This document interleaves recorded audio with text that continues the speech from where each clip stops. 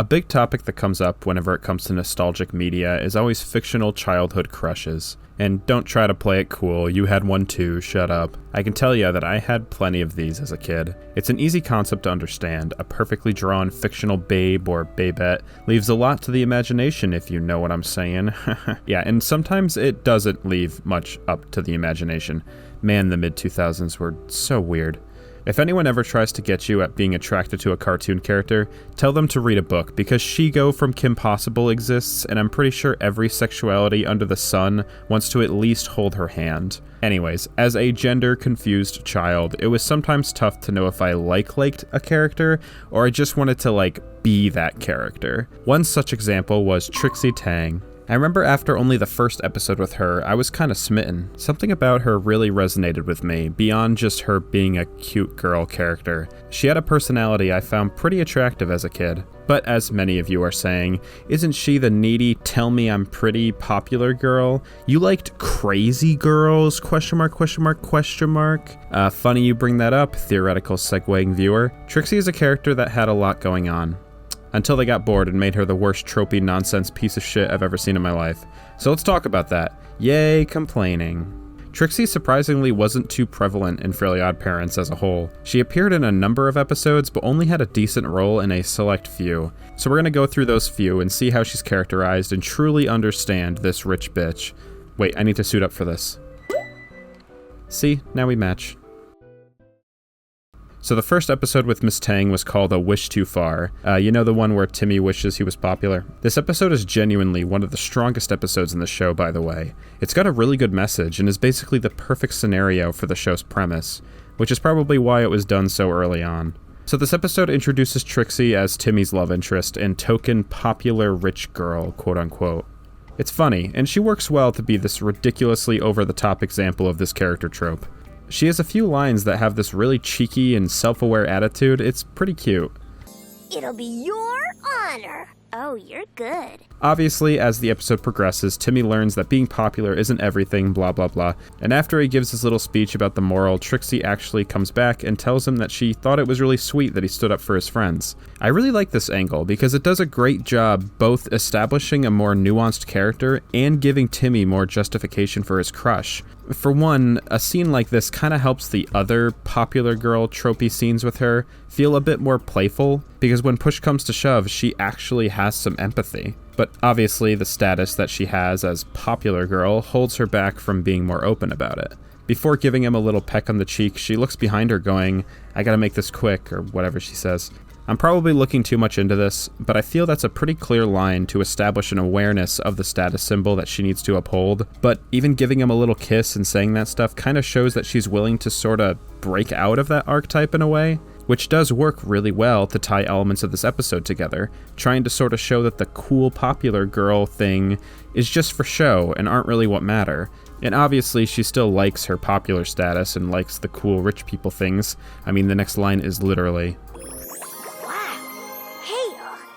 stay and hang with us? Are you nuts? There's a party on a yacht. But I love that the little bow to tie this scene together is her calling him Tommy and giving him a very cute little smile. She's trying, and that's kinda sweet. This is a lot of words for something that is probably pretty obvious and maybe a little stupid. But I swear, I'm going somewhere with this. As an intro episode for Trixie, it's really nice. There's some genuine thought that went into making sure she's seen as more than just the popular girl, and for a viewer to be charmed by her the way Timmy is. I feel a lot of other cartoons with characters like Trixie, especially as over-the-top as she can be, don't really care to humanize them. It's almost about dehumanizing them to make the protagonist look more relatable, I guess. Anyways, so that's really the only episode Trixie is in when it comes to Season 1, and she doesn't really appear again until the Season 2 episode called The Boy Who Would Be Queen. And oh man, this episode, I have a lot to say about this episode, but I'll try to stay focused.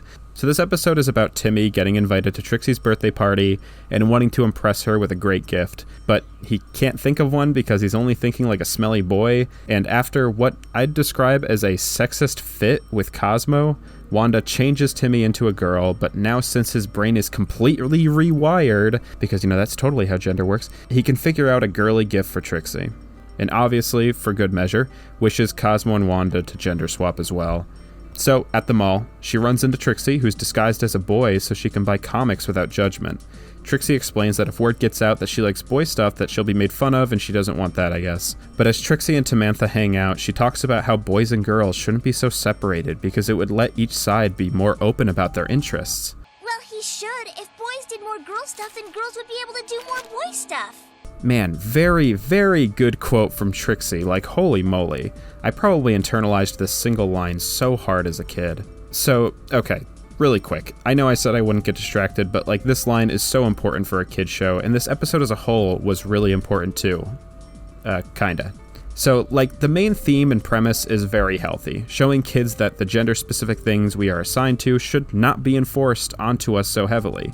We should be able to love and appreciate anything without worrying about any kind of social stigma. They do a great job tying this together with the soap opera Timmy's watching. At the end, he's watching it with the women at the hair salon, but as soon as they switch it to wrestling, they say the exact same, like, Roderick, no line. Like, we aren't that different, and it's silly to draw so many lines when it comes to gender. It only doubles down the stereotypes and makes it harder for people to be themselves.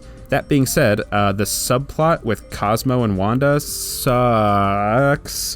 When it comes to Timmy swapping genders, it shows he suddenly learns girl stuff, quote unquote. But it was established he enjoyed girl stuff even before turning into a girl. And even after swapping genders, he has no issue liking boy stuff still. Nothing really changed for Timmy, but the episode kind of plays it off like his brain was altered because of the wish. Honestly, it could have been a really poignant ending if Wanda was like, yeah, all I did was give you a dress. That was all in your head, idiot. But Cosma and Wando are completely different characters. Obviously, just a lot of man and woman jokes.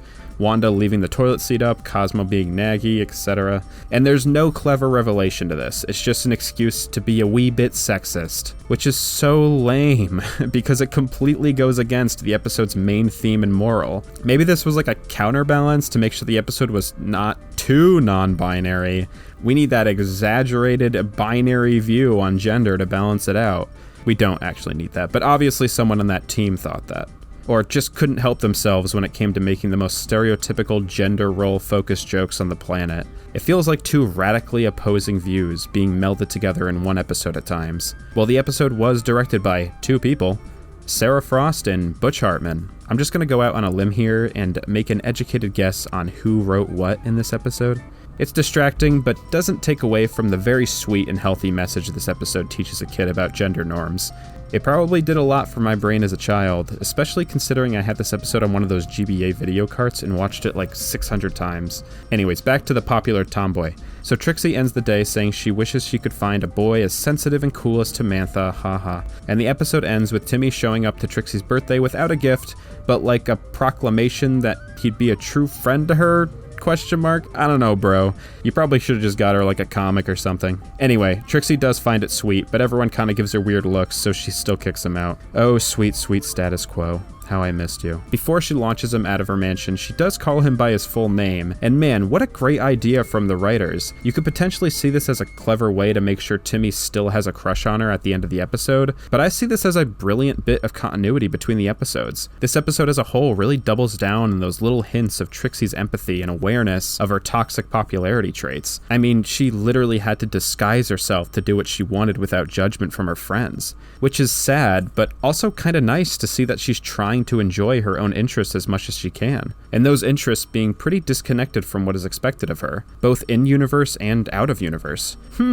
It's like the writers were very much trying to make her more than just her tropes.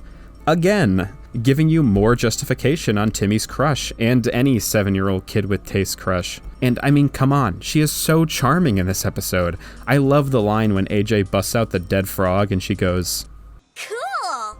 This really solidified Trixie as one of my favorite characters in the show's ensemble. I love what they were slowly trying to establish with her. It was such a unique and charming take on the rich, snotty, popular girl archetype.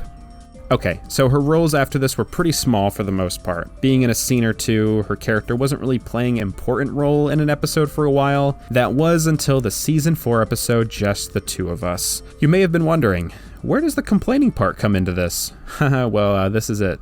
This is where it is. So the setup for this episode is weird. Timmy and the others are ice skating, and Timmy is trying to skate with Trixie, but keeps getting beaten by a swarm of other guys.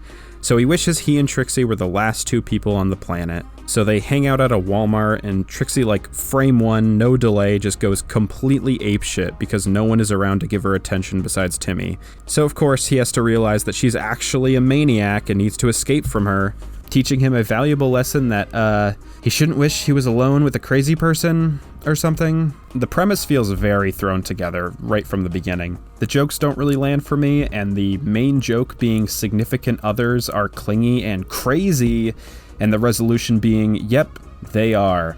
Feels like the writer was going through like a bad breakup or something and was venting through this kid's show, I swear. They write this ridiculously arbitrary way for Timmy not to be able to wish everything back to normal by making Cosmo like super clingy to Wanda and dragging her away. I know Cosmo is supposed to be like funny random for the situation at this point in the show, but comparing him from this to that season 1 episode we watched is like night and fucking day. But most importantly, when it comes to this episode, what the hell happened to Trixie? Why go for this crazy, clingy, obsessed with attention route for her?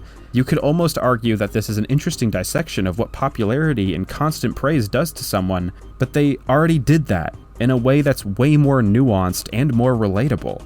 They made Trixie scared to express herself, having to hide from her friends, only show small bits of humanity to show she actually cares about people, like Timmy. This episode just makes her insane, and the takeaway is basically, women are insane, get out while you can. And that's such a shame, right? This episode could have been such a great opportunity to explore that character progression they had going in the last two. I feel if Timmy and Trixie were the only two people on the Earth, Trixie would be fully able to open up without the constant pressure of others, and maybe even want to be completely alone, making her kind of target Timmy as someone that's still judging her, you know, leading to a similar run away from her, she wants to kill me story. It would still be pretty stupid, but at least it's in character stupid. They could have used the opportunity to lightly talk about the dangers of putting a girl like her on such a pedestal, and how liberating it can feel for someone to leave that pedestal. In what world would Trixie, who literally disguised herself from people, be this reliant on constant attention? It's so lame. And this character shift is obviously for the sake of the episode plot, which isn't even that funny or inventive. It's such a waste. This episode always left a bad taste in my mouth, even as a kid, and I think I fully understand why. It's not only kinda weird, but feels very shitty and targeted towards Trixie's character, just flanderizing her into the most petty, sexist joke. As a character, she had some real thought and consideration on how they were portraying her. This made her infinitely more charming and gave more credence to Timmy's crush. But after this episode, how the hell are you supposed to convince me that Timmy would want anything to do with her? And yeah, I know, the episodes aren't supposed to have continuity. Except sometimes, apparently. And, you know, the suckiest thing about this episode, it's how most people remember Trixie. I think her "tell me I'm pretty" line is like the first thing that comes to so many people's minds when it comes to this character. And like, I get it, it's funny, I guess, and that's enough for a kid's show like this, right? I don't know. Am I crazy to think a show, even a kid's show from the early 2000s, could have been more than this? Like, this show was more than this, and was actively making me sympathize and understand a character on a deeper level than hee funny. And yeah, that was happening even as a kid. It was why I was always sort of attached to her. So like, what happened here? I think this episode is a great catalyst to describe this show's downfall as a whole.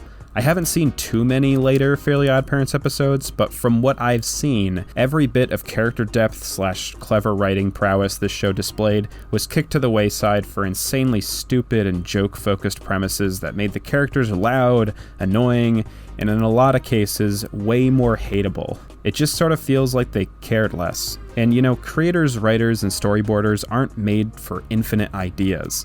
A show can run its course, and once it does, you get characters being flanderized. A show overstaying its welcome is literally where that term stems from. And yeah, it's basically inevitable for media, but like, leave my favorite character out of this, please?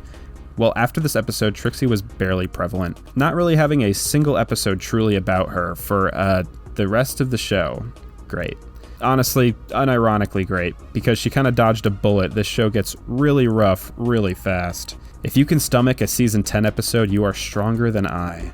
I genuinely feel Trixie Tang is such a waste of a good character.